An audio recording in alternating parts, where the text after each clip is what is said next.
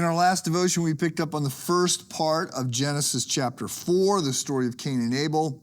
We are going to continue that today. I am reading verse 3. Now Abel kept flocks, and Cain worked the soil. So, two noble professions, both of which should be done to the glory of God.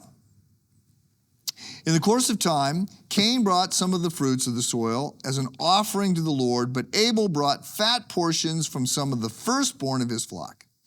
The Lord looked with favor on Abel and his offering, but on Cain and his offering he did not look with favor. So a lot going on here, a lot said in a few words. Let's start by noting that both men understood the idea that some sort of honor or deference was owed to God.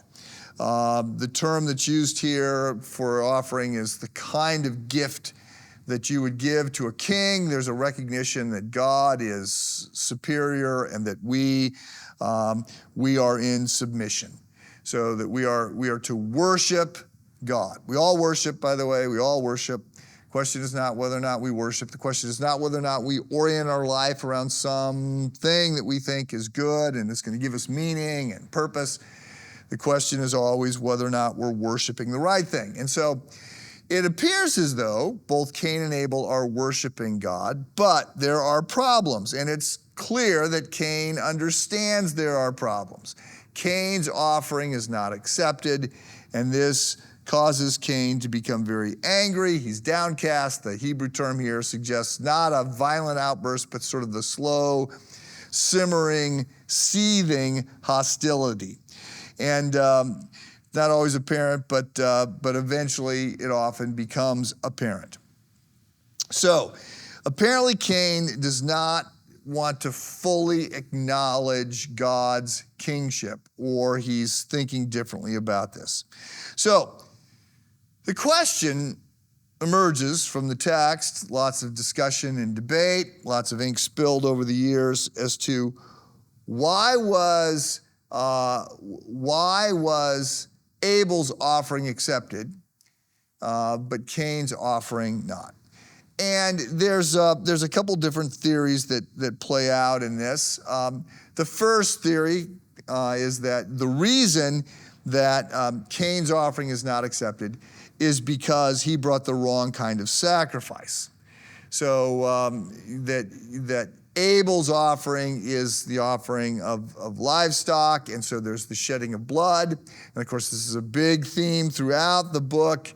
Certainly a big idea in developed in Genesis, and then really sort of emphasized again in Exodus with the Passover, and then in Leviticus. There's this crimson trail that goes through the Bible that suggests that sin is a capital offense, but that an innocent third party can shed its life so that guilty people can go free.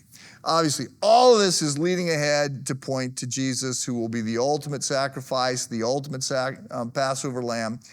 And Hebrews will tell us that the shedding of blood of animals is not sufficient for the forgiveness of sins of man.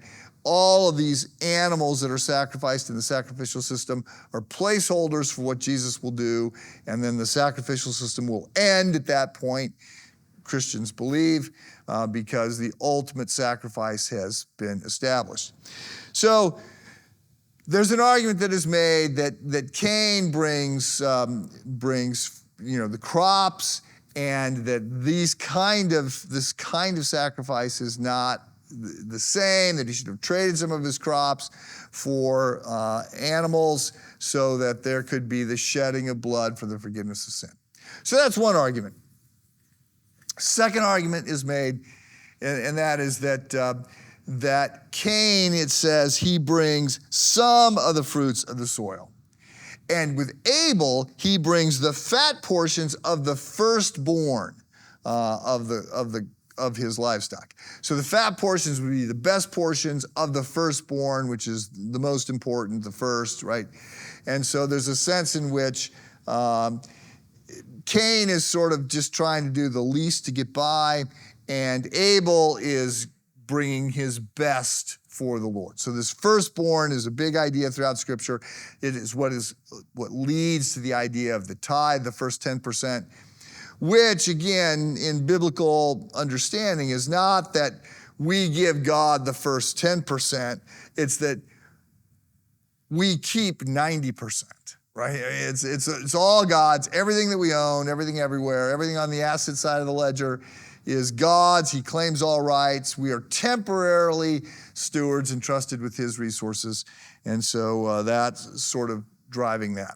So whatever it is, and there's some other ideas about what may be going on. Maybe it's a little bit of both. But whatever it is, Cain's offering, he recognizes at some level that he owes worship and deference and honor to God, but he is not fulfilling that assignment.